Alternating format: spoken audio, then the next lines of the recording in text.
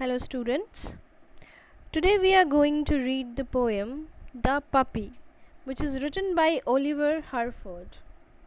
The puppy cannot mew or talk. He has a funny kind of walk. His tail is difficult to wag, and that's what makes him walk zigzag. In this poem, the poet talks about a puppy whom he is very close to. The poet puts little humor in the first four lines of the poem, where he describes that the puppy cannot mew or talk. It cannot speak or make much sound, and also has an unbalanced walk, because the puppy doesn't know how to move. As he is a newborn, so he finds difficulty in doing simplest tasks like wagging his tail, and here wagging means to swing from side to side and is especially used for animals' tails. His tail is difficult to wag, and that's what makes him walk zigzag.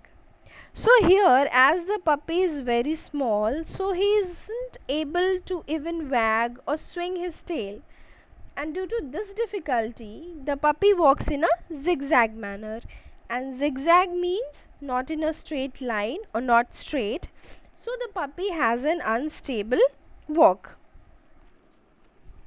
Second stanza. He is the kitten of a dog. From morn till night he is all agog, forever seeking something new that's good but isn't meant to chew.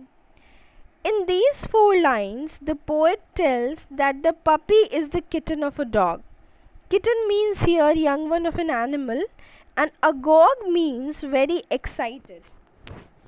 As the puppy is very small, so his age makes him feel very excited all the time from morning till night. Whole day the puppy is full of energy, and forever he is doing activities which is full of energy, and he finds to look for something new, something adventurous that only the poet explained in the line, forever seeking something new that's good but isn't meant to chew. And in the last two lines, he explained that though he is praising the poet, the attitude of seeking something new, but at the same time he criticizes the habit of chewing everything that comes to his way. Third stanza. He romps about the tulip bed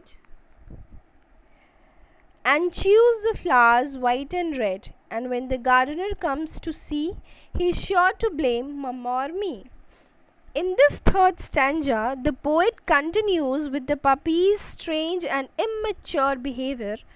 Children, romps here means plays roughly and noisily. So the poet says how he plays, or how the puppy plays roughly or noisily in the tulip flowers. Tulip bed means here the garden of tulip flowers, and the puppy chews and destroys those flowers. He tries to crush all white and red colors tulip, which sometimes makes the gardener annoyed and angry. And in the last two lines, and when the gardener comes to see, he's sure to blame mamma and me. So in the last two lines, the poet wants to say that the gardener would surely have a doubt on the adults of the family, that is the poet's mother and the poet himself, for crushing the tulip garden, and this is all because of the guilt-free face or the innocent face that the puppy has, which covers all his mischievous activities. So in this paragraph, poet says whatever rough games he plays is covered by his innocent face.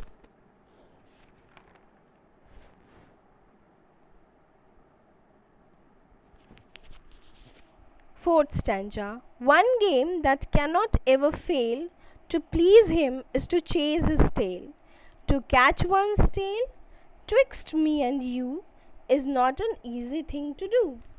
In these lines, the poet describes about the puppy's most favorite and go-to game, which can never be a fail. Never a fail means doesn't make anyone interrupted. So when the puppy plays or when the puppy chases his tail, it doesn't make anyone to interrupt him. To please him is to chase his tail. To catch one's tail twixt me and you is not an easy thing to do. So what is Puppy's most favorite game? So his most favorite game is to go behind his tail, which puts him in twirling motion all the time. To catch one's tail twixt me and you is not an easy thing to do. Here the word twixt is the contraction of the word betwixt, which means between. The poet in these lines admits and conveys that catching one's tail is not at all an easy chase or an easy task, but the puppy keeps himself engaged with this sport. So all this stanza is about the puppy's most favorite or most preferred game, that is chasing his tail. Last stanza. If he has not a pretty face, the puppy's heart is in its place. I'm sorry, he must grow into a horrid, noisy dog, aren't you? In this last stanza, the poet feels sorry and tells that even if the puppy doesn't possess a pretty face, but his heart is innocent and one can judge anyone by heart and not by face. It is because beauty is not about having a pretty face, it's about having a pretty mind, having a pretty heart, and having a pretty soul. So, the poet wants to give a message here. There is a hidden message in the poem that one should be judged by the heart and not by the face. I'm sorry, he must grow into a horrid, noisy dog, aren't you? Horrid here means very bad. So, what the poet here says? That the poet is sorry for the growth of the puppy into a mature, horrid, and noisy dog. Children, you must have realized that the younger one of the animals, they are very innocent. Their activity doesn't harm or disturb anyone. They grow into bigger one. As they grow into adult, they become horrid and noisy. And that's what poet is sorry about. Actually, the poem the puppy is the symbolic representation of childhood versus adulthood. The poet is drawing readers' attention to the days of the childhood where we knew nothing, but gradually, as the time passes, we could learn a lot of things from life itself. Not only this, the poet makes the readers reflect his own journey from an innocent shy boy to an aggressive impatient adult. Hope you have understood the poem. So go through the poem once. Thank you.